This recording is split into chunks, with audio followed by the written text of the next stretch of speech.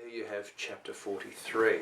A few tangents in this chapter, and I hope they don't come across as though I'm trying to cram ideas in before the story comes to an end,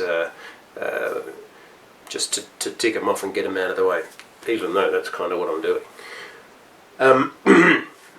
We have Marie, and I wanted to make the point with Marie, it's sort of an allegory, I guess, for just all of us sometimes need to get out of our comfort zone, and Marie has only for her entire existence known that place, and so she has the anxiety about moving beyond what she knows, and it is really existential for her. If she goes outside of her comfort zone, then she might, for all intents and purposes, die.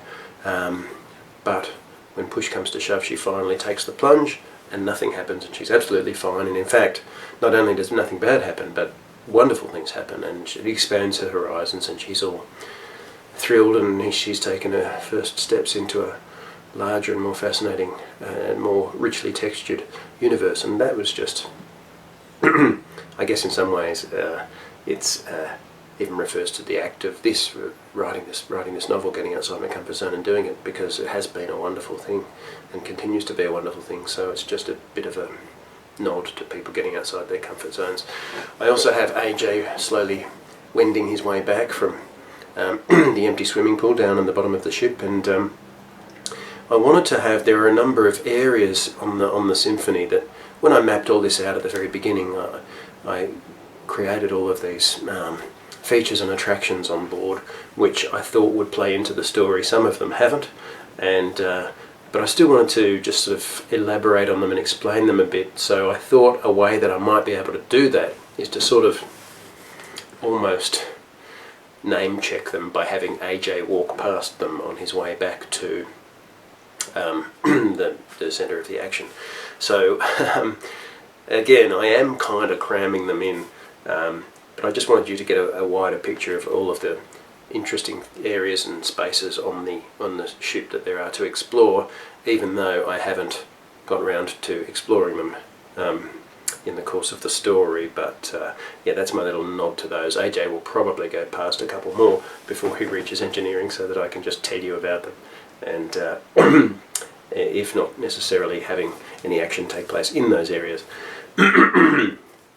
There are a couple of little personal Easter eggs in this chapter, one of which is the third scenario in the VR suites of sitting in an oak tree while people walk underneath you and then not realising that you're there. That actually happened to me, and when I was about 9 or 10, I guess. I was with a friend and we climbed a tree, and yeah, it was just quite secretive and thrilling, and they were just really very close to us, and of course you had to be there.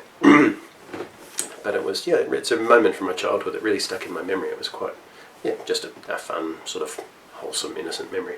And the second one is the code of getting into the emergency override matrices. It has the letters SCTETM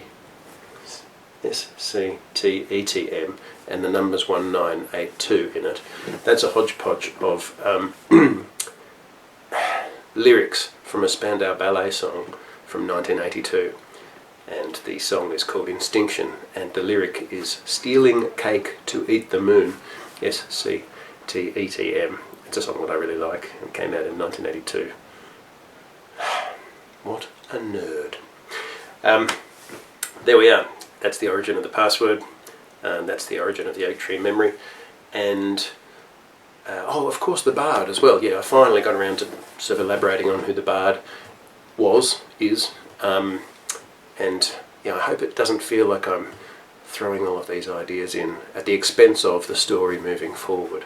When it comes to the great big edit after these 52 chapters are finished, I may place that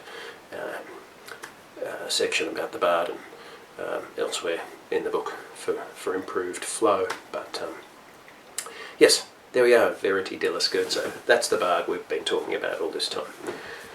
Alrighty, that's it for this week.